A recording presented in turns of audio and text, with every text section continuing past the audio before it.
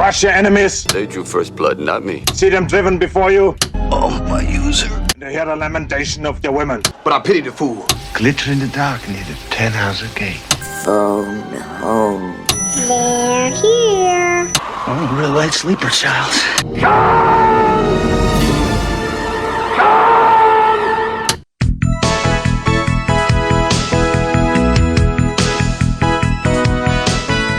Welcome to Vintage Video, where we're rewatching the 80s so you don't have to. We'll be reviewing every major film release of the 1980s in chronological order, overanalyzing what you've seen and spoiling what you haven't. I'm Patrick O'Reilly. I'm Jesse Bayless. And I'm Richard Wells. And today we're discussing Personal Best, released February 5th, 1982. It was written and directed by Robert Towne and released by Warner Brothers. When Robert Towne struck a deal with Warner Brothers, a SAG signatory, all of the non-actor cast were required to join the Screen Actors Guild. But 1 month into production, in July of 1980, SAG famously went on strike, shutting the film down. Towne tried suing SAG, alleging some obligation to warn the athletes that a strike was coming, and signing would contractually forbid them from working on set. Warner Brothers dropped the film from their production slate during the pause, and it was picked up by the Geffen Company, allowing filming to resume. But cinematographer Ray Villalobos was no longer available and replaced with Michael Chapman, who himself was replaced again before the end of the production. Towne was quite combative with Geffen, dragging his feet signing agreements with the studio and running way over schedule for what Geffen considered to be simple scenes. These disagreements culminated in Geffen removing the editorial crew from their offices and padlocking the edit bays until Towne agreed to a reduced profit participation as penance for going over budget and schedule. Instead, Towne signed contracts with distributor Warner Brothers for the rights to future projects Greystoke and Tequila Sunrise in exchange for a $1 million paycheck, put in escrow as collateral against any further overages on Personal Best. Towne's suit against SAG was thrown out when the strike was resolved. Originally, Towne envisioned a fully non-actor cast because the performances he wanted from the story would come more naturally to them, though he did approach Jack Nicholson to play Coach Tingloff, the role that eventually went to Scott Glenn. I'm so confused about how they were keeping him on track here. So he goes over budget. Right. And Geffen, who picked up the film after Warner Brothers dropped it, said, no more of that. You're going to make less on the back end. And he wouldn't sign that. And so what does Warner Brothers have anything to do with this? Warner's distributing still. Okay, so Warner's still distributing. So they gave him $1 million to buy the distribution rights to hit 2 other projects that he was currently working on. And he told Geffen that he had this $1 million set aside and that if they went into any more overages that he would pay the money back to avoid signing the contract that would reduce his profit participation. Okay. Doesn't really matter because the movie didn't make any money. I was going to say, like, there was no profit to participate in. I don't understand why anybody wanted to pick up this movie in the first place. Yeah. Like, it's a very strange, like, it feels like a very niche kind of movie. I think that at this time in film history, people gave a shit about running. Like, they really cared about running. There was something about Chariots of Fire that people liked. And Gallipoli. And I don't understand what it is. I don't either. I don't know what it was that people are like, oh, yeah, we can move really fast on our leg parts. They're fascinated by it. But what if we, like, double down? Like, they not just run, but they also jump and they also throw rocks. What if we show people going fast slowly? It's fascinating. So they're going normal speed? Right, yeah. They're going the speed I would run at because they're Olympic level athletes running in slow motion.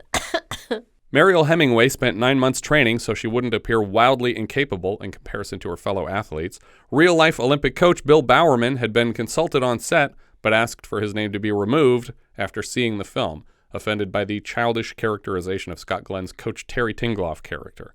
Critical reviews were middling, with the exception of Siskel and Ebert, who ranked it among their top 10 for the year. Oh my gosh. On a reported budget of $16 million, Why? It made back less than $5 million in a 10-week theatrical run. What on earth cost $16 million? I don't know. Every single set is the same high school track. Mm-hmm. I couldn't tell the difference between any of these locations. I could have made this movie for $1 million. You saw. And I would have saved $1 million in my back pocket the whole time. Star power you were paying. Like, what? Where the hell did this money go? I don't know where it went. I think it was just Coke. It went to Coke. It was spent on Coke for Robert Towne. The Coke budget was just enormous. Yeah. The Koch brothers were on set every day. That's what he calls his drug dealers. Yeah. And they are the actual Koch brothers, but they're rich because Robert Towne paid them $16 million for Coke. And this is just raw coal.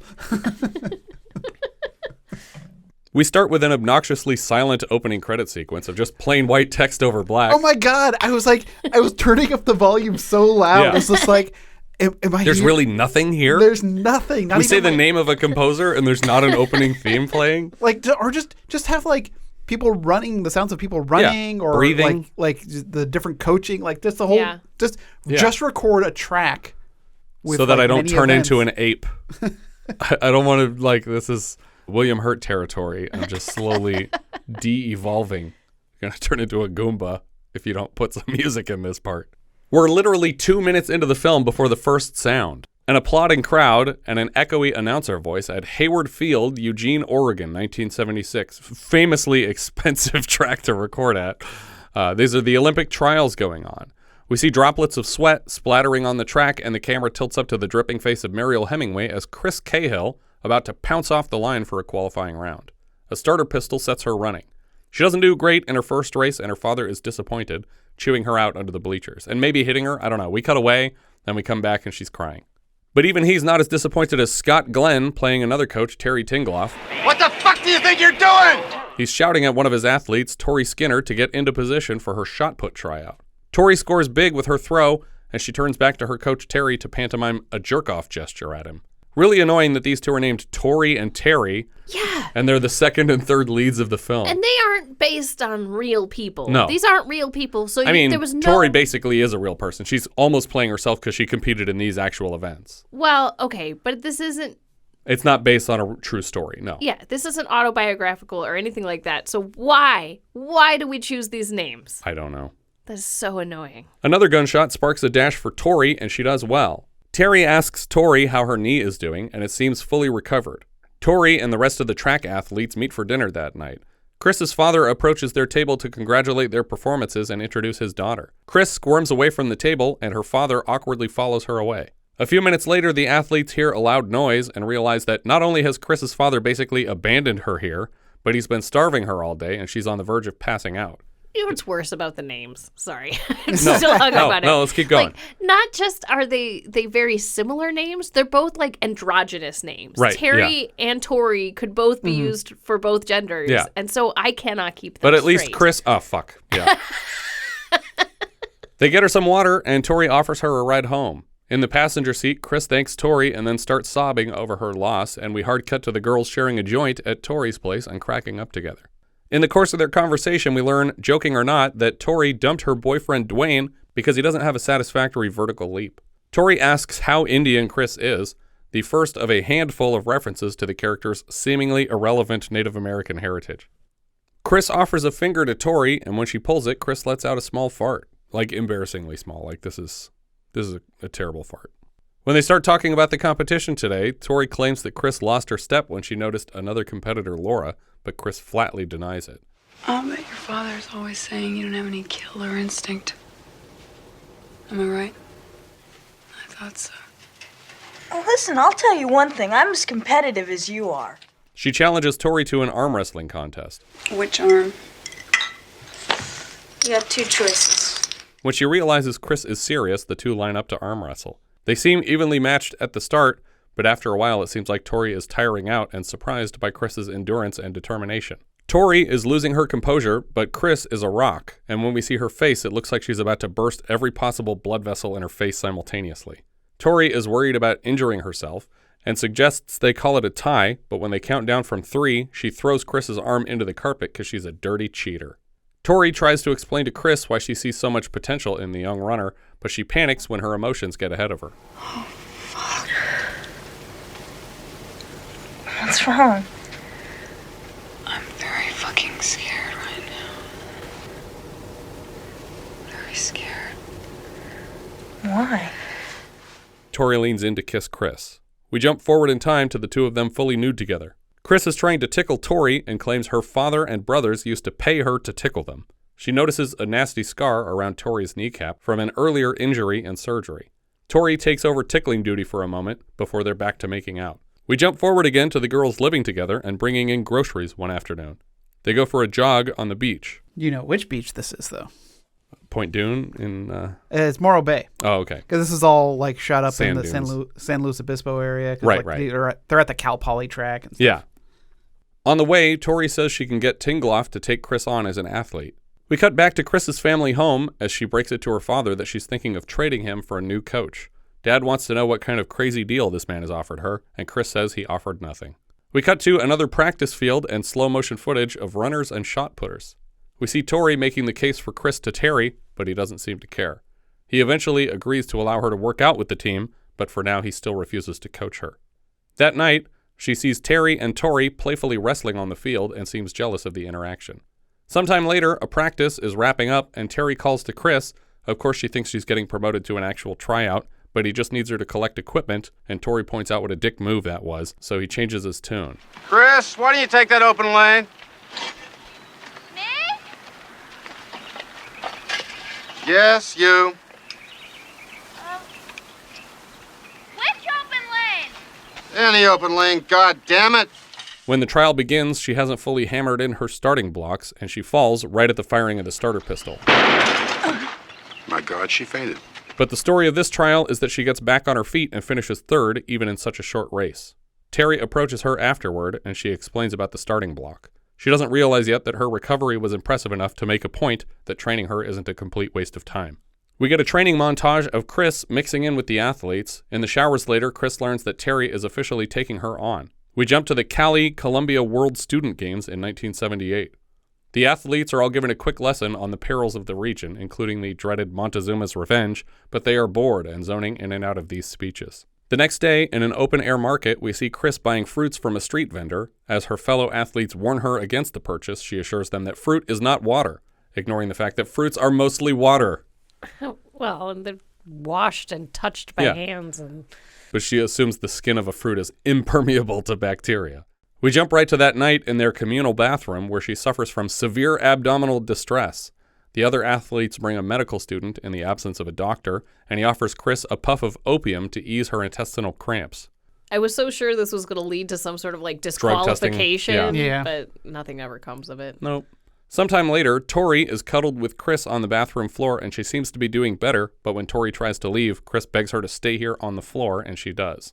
Tory is a wreck the next day, but Terry blames her own stupidity and forces her to finish her events either way, regardless of how her subpar performances will affect her overall rating as an athlete. Chris tries to accept the blame, but Terry doesn't give a shit. In contrast with Terry, Chris is actually having a much better day. You gotta get food poisoning more often. Thank you and fuck you. What's that mean? Chris is upset with how Terry treats Tory and credits Tory with inspiring her success. We cut to a hotel party that night, and we open the scene with a close-up of toe socks with toes wiggling to music. Very uncomfortable. One of the athletes at the party sings a song about steroids. We're healthy young athletes, the world's strongest I've heard. When we take those pills, our strength becomes absurd. Oh, why must there be Diana-ball at all? Tory arrives to the party and Terry corners her immediately. We can't hear what he says, but she offers to go get Chris and tells her it's bedtime. Apparently this isn't what Terry asked her to do, and he drags her out of the party where she apologizes. Sometime later, Terry drives up to find Chris doing stretches in the shade of a row of trees and asks about her Native American heritage again. She gets a bad cramp and he moves to support her and massage it out. He makes a deal with her. If she spends the summer here training with him, he's prepared to offer her a full ride next year. Room, board, tuition, everything. She agrees right away, but when Terry suggests she train as a pentathlete, she hesitates because that's Tory's event. He assures her that even if Tory represents the U.S. in a pentathlon, there's still room for 2 more athletes. It's a 3-person team. Chris still isn't sold on the idea. I don't know what scares you more. Getting beat by Tory Skinner or beating her. That night, Tory seems a bit standoffish, and Chris assumes that she's upset about the pentathlon training and offers to drop out because she doesn't care about this event in the first place. Tory claims not to mind. So much of this is reminding me of The Competition. Oh, yeah, because for sure. the whole point of the movie is, can you compete at your peak performance against someone who you're in love with, basically. Yeah. But I think that movie does all of the parts of this better than this movie does. And none of the characters have names that are one vowel off from each other. Well, and I care about as little about piano playing as I do about running, and I actually enjoyed that one better. We cut to the girls running in slow motion along the beach again. We hear a synthy score and the heavy breathing of the runners, and I was simultaneously reminded of Chariots of Fire and 2001: A Space Odyssey. That scene where he's right floating through space.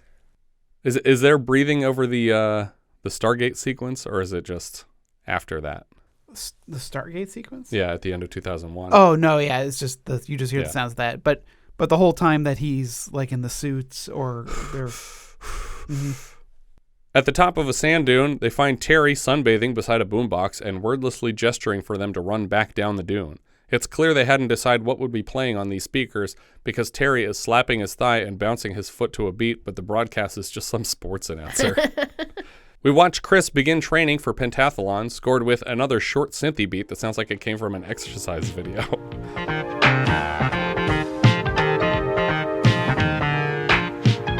We see a long montage of crotch close-ups as people jump back over the high bar. Terry puts a piece of tape in the grass for Chris to use as a reference for her jumping off point. Later, we see Chris finding her name in an article about the best high jump competitors, and she's excited to be listed among them. Tory seems to be making minor adjustments to Chris's scheduled workouts, and it's pissing Terry off. When they're apart, he warns Chris that the upcoming Pan Am Games only offer 2 athlete slots, and implies that Tory might be shifting her out of contention to secure her own spot. Later, we see Terry running Chris and a male athlete around the Cal Poly track, and he heckles the leading male runner until Chris eventually passes him. Uh-oh, too bad. You just let a pussy beat you, you dumb asshole. Chris and Tory have a short argument in the car when Chris says she's going to have Tingloff spot her in the gym from now on because there's better squatting equipment in the men's gym. It's clear Tory feels them pulling apart, but Chris is very dismissive of the sanctity of their partnership. Jesus Christ, Tory, we're friends. Yeah, we may be friends, but every once in a while we also fuck each other. She tells Chris they can't live together anymore. Chris promises to continue training with Tory and not Terry because she needs Tory in her life. Okay. I guess I can't argue with that. That night in bed together, Tory kicks off her foreplay with another round of tickling. The next morning, the track is dense with fog. Tory is being a grump and eventually admits that it's because she has some high jump advice, but she knows Terry Tingloff will give her shit for the slightest adjustment to Chris's form. Chris drags the tip out of Tory, and it amounts to taking bigger steps during her approach. She says they're differently skilled runners and moves Chris's marker tape in the dirt to a more efficient jumping off point. Unfortunately, when she looks up to speak with Chris, she steps on the tape again and repositions it even further out. The camera work is very careful to mask whether or not this was a deliberate adjustment. On her next attempt, the jump is too far for Chris and she dislocates her knee in the final step.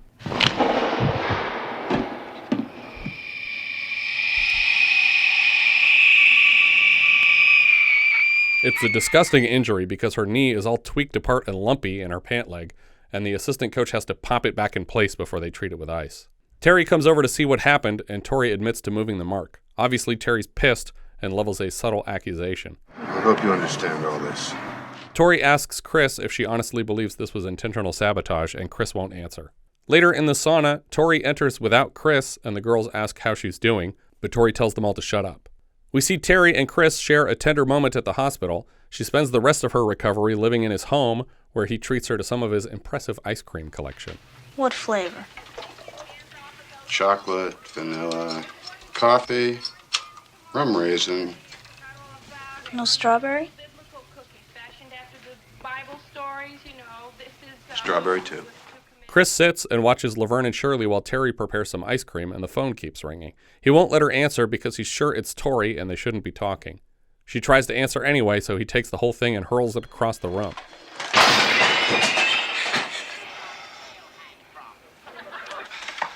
All you're worried about is your fucking girlfriend. Now he fills her in on a bit of his backstory. He had a shot at coaching a men's team, but he passed on it for this opportunity. Chris assures Terry that Tory did not mean to injure her, and Terry launches into a joke about a serviceman throwing a gay man out of the Empire State Building. Maureen gets down to the street. He passes the in the gutter. Gets up on one elbow and says, "Yoo-hoo, I'm not mad." Bizarrely, that's the whole joke. I don't even understand the point of this. The lesson here. Terry gets up in her face and demands she punch him and is somehow surprised when she follows through. Be nice to see you got the balls. Oh, God. Oh, shit. What do you always have to do what I tell you? He joins her in the bed and they hug, but the hugging turns into more until he bumps her injury and they pause for a second. Sometime later, we see Terry dropping her off back at her old place with Tory. Chris has a cast now and crutches, but she's just here to move out the last of her stuff. Later still, we see Chris doing some physical therapy in a big pool, and she distracts a training swimmer we will come to know as Denny, who bonks his head on the side of the pool watching her. In the gym afterward, they offer to spot each other, and Denny is clearly impressed with Chris's strength here. Denny tries to warm up with the same set of free weights Chris was just bouncing like nothing, and for added pressure, she's standing with her thighs touching both sides of his face as she spots him, and he stares mesmerized into her crotch. Is this how that works? I mean, I've never lifted weights, but I feel like... This is how me and Mariel have always done it when I train with her. As a spotter, you wouldn't literally have your crotch, like, directly over their face. I mean, to each their own. She gives him notes on his form, and he can't quite match her reps, nearly dropping the bar before she grabs it. At the next practice, Chris is ready to try all of her events. Terry proposes keeping Tory and Chris separate on the field, and Chris refuses to train if she can't train with everyone. Walking away, she spots the water polo team and her new friend Denny. All the men are chugging beers in the pool before a friendly match. After the game, we see Chris and Denny out to lunch. He tells the story of the year he won 2 gold medals at the Olympics, but he admits the ceremony was anticlimactic. After lunch, he drives her home and walks her to her door. She lets him walk all the way back to the car before making any kind of move to keep him here. If you're not in a hurry, slow down. Suddenly, they're at his place together. He's naked in bed, and she brings him snacks while he watches TV. He asks why she was so secretive about her own place, and asks what about her roommate she needs to keep secret from him. 2 greatest looking girls in San Luis Obispo. Wasn't a secret. Yeah, well, what do you think about that? I think we both like great-looking girls. Don't. I don't care. She seems relieved that it doesn't bother him. He rises from bed to pee, and she excitedly offers to hold his penis while he relieves himself because it's something she's always wanted to do. He lets her do it, and we cut away to the U.S. Olympic trials. As the tryouts are setting up, Terry makes the first mention I heard to the U.S. boycott of the 1980 Games. We overhear a phone call between Chris and her parents, and her father admits that switching to Coach Tingloff was obviously the right choice, and they couldn't be prouder of her. In a cafeteria, Chris and Terry pass Tory, and Chris tries to say hi but gets no response, and Terry pulls her away. He forbids her from talking to Tory, but she steps away from her own meal anyway to wish Tory luck tomorrow. The next day, at the Olympic Pentathlon tryouts, we see a run where Tory takes second place, but Chris clips a hurdle and finishes 5th. Shot put is about the same, but when it comes to high jump, Chris starts catching back up in the pack. Someone alerts her that her brother is here to see her, but when she's escorted to the stands, Denny is here. He gives her a couple tips, and she assumes they were fed to him by Terry. Chris exceeds her own high jump record by 3 inches. Rain is pouring down on the trials now as the athletes head into the long jump event. Tory's distance suffers from the wet track as she slips to 4th place in the rankings. I feel like that's not fair. I agree. That you make them run on... Like, I know that they tried to brush the water off, but like... Yeah.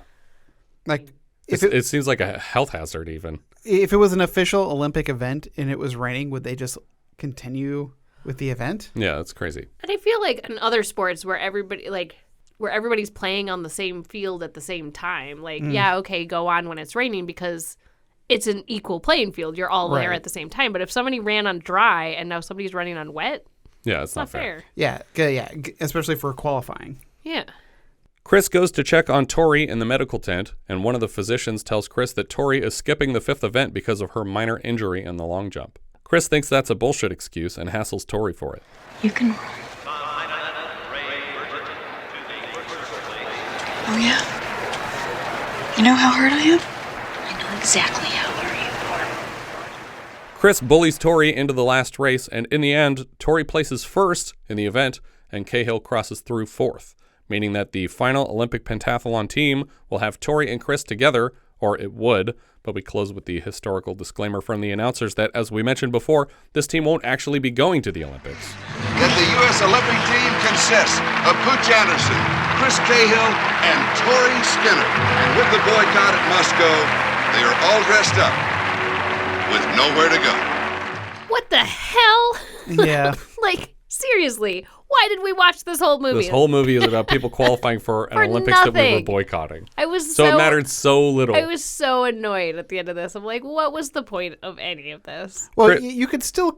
Here's the thing, though. You can still compete under the Olympic flag. I mean, that's what a lot of countries do that are forbidden to play. Like Russia is still in the Olympics, even though they're not allowed to send competitors. They just can't use the Russian flag, and they can't compete for the country of Russia. Well, do you have a flag? Wait, I don't understand. That's different than the fact that they're boycotting the games, right?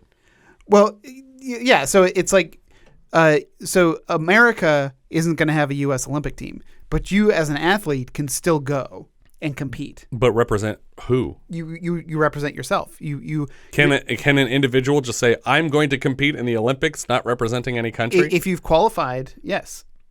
If you've qualified according to who? But the Olympic Committee. There are, that makes sense to me because there's qualification standards, right? Yeah. So it's like, okay, you have to place this far up in all of these different meets in order to be considered qualified. I think we should see more of that then. I think more people should just be applying to the Olympics without but I think what happens is if you're in the running, you want to be on the team because they're going to pay for you to do that. Mm-hmm. Essentially, they're going to make sure that your room and board is covered. They're going to pay a coach. They're going to take care of everything for you. And so you want to be on the team. And if you're close to being on the team, you want to be on the team. Yeah.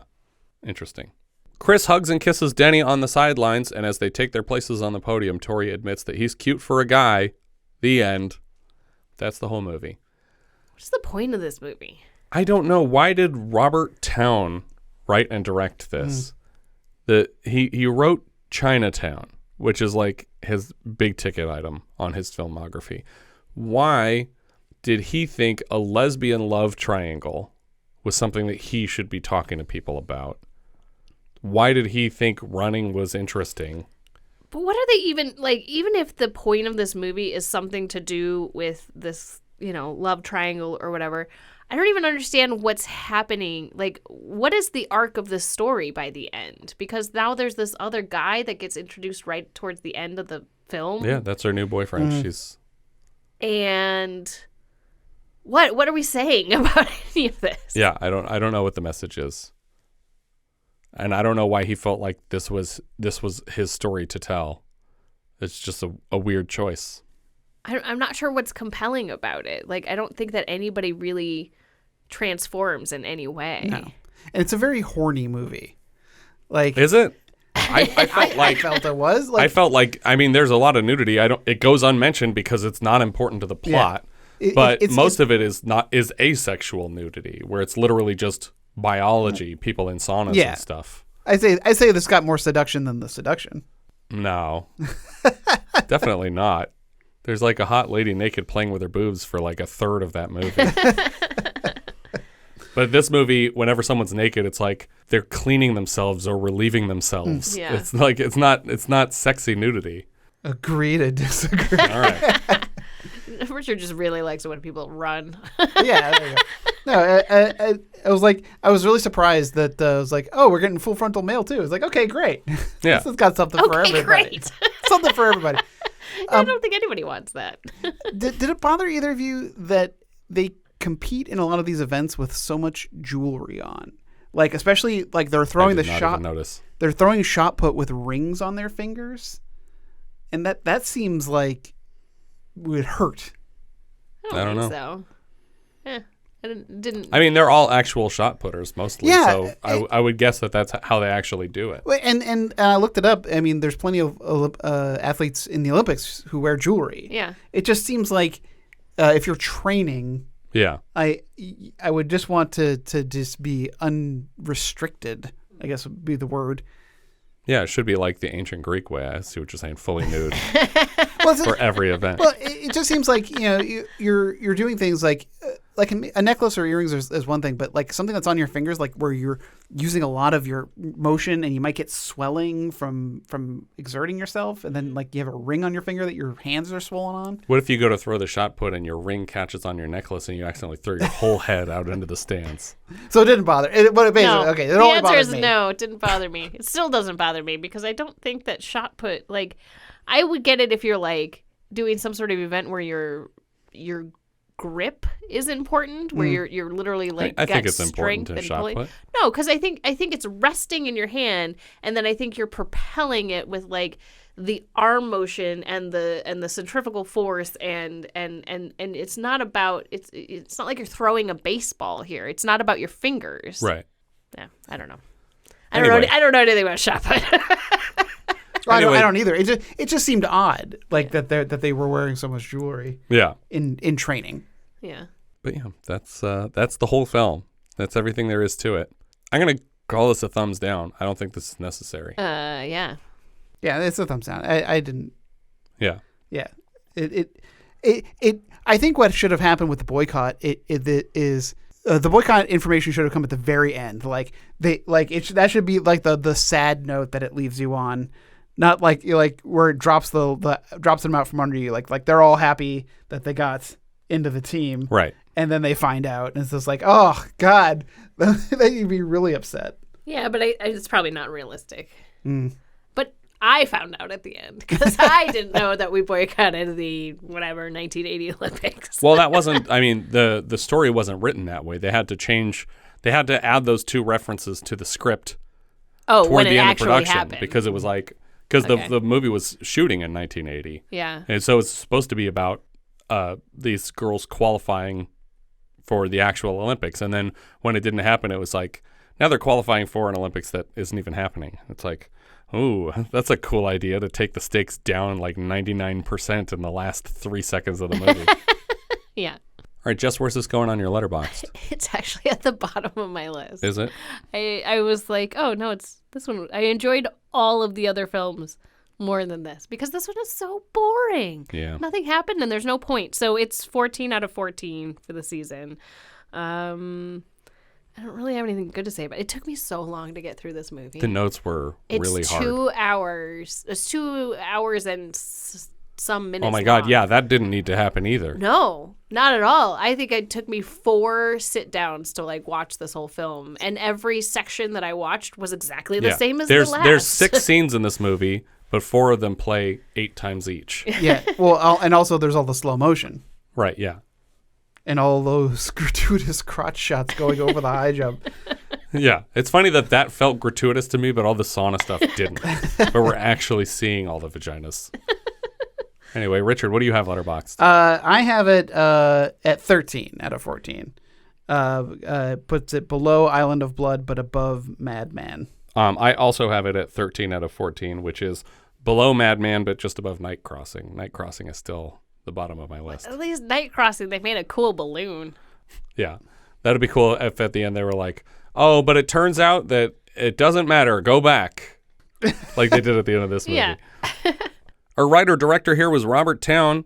Before this, he had worked primarily as a screenwriter and script doctor on titles like Bonnie and Clyde, McCabe and Mrs. Miller, and most famously Chinatown. He wrote uncredited on Orca and Heaven Can Wait.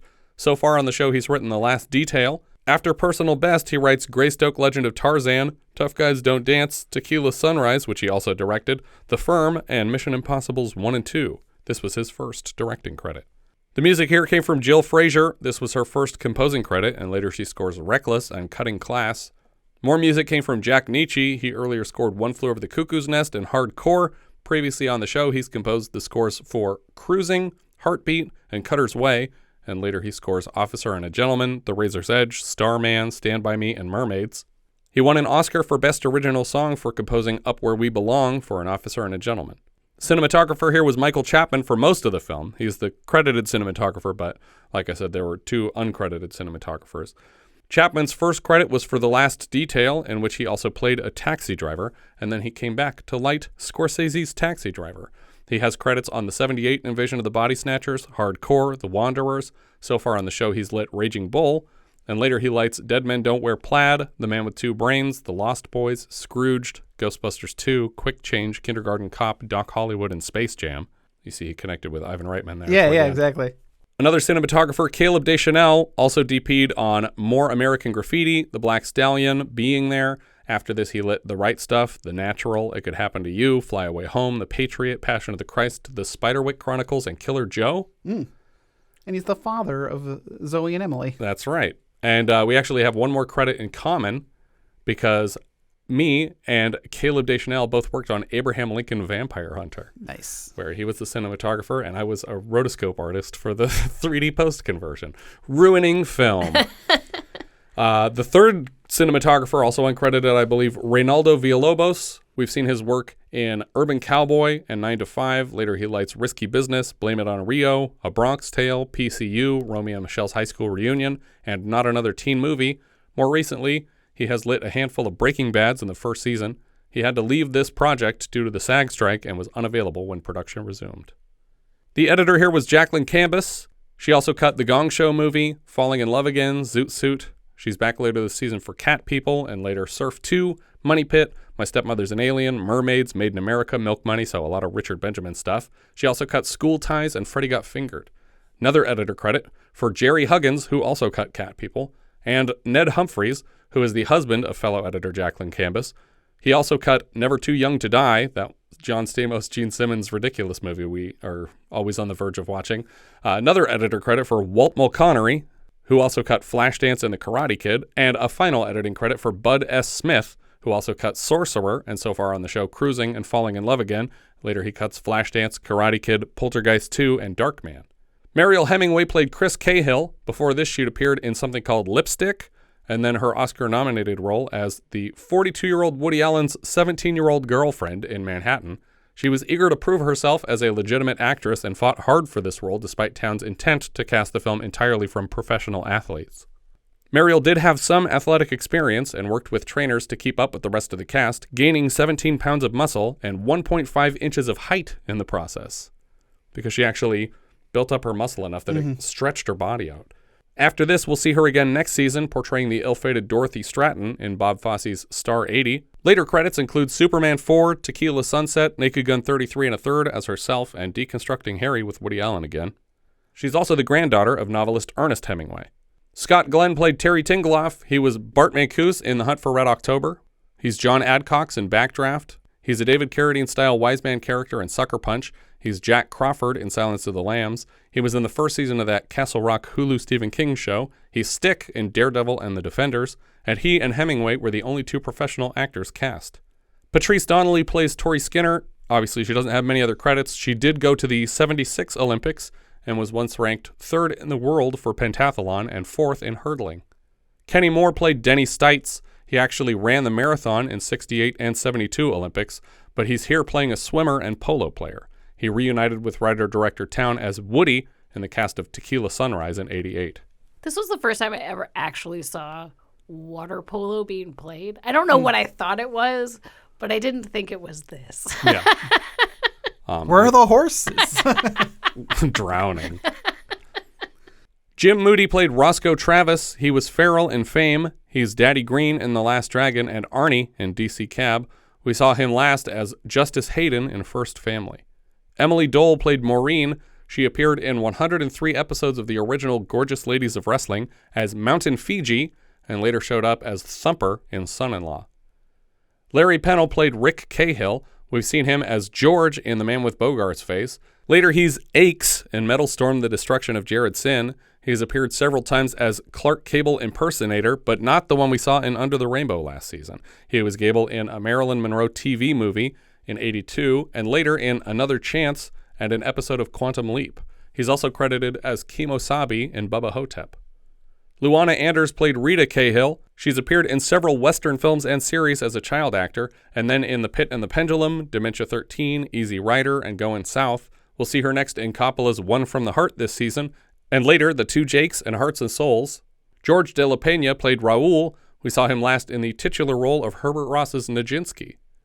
Robert Patton played Colin Sales. We saw him last as a technician in Westworld. Len Dawson played a football announcer. He was an actual NFL announcer after a successful career on the field, a first-round Steelers draft pick, and the Super Bowl IV MVP. He later played for the Browns, the Texans, and the Kansas City Chiefs. Richard Martini played Meat Manager. He was the assistant of Townes, who later directs You Can't Hurry Love and Con Man, C-A-N-N-E-S, Man. It's a movie. It's like a mockumentary about making a fake movie at the Cannes Film Festival. Michael Lepre played Track Fan. He's back this season as a gang member in Death Wish 2 and as the pizza man in E.T. the Extraterrestrial. At the very beginning of the movie, he delivers the pizza.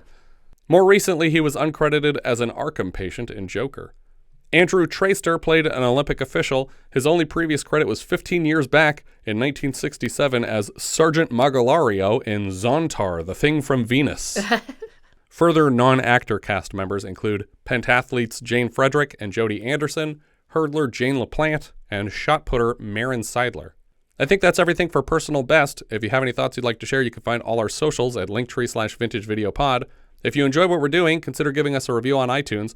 I don't think it helps the visibility, but it's good for our morale.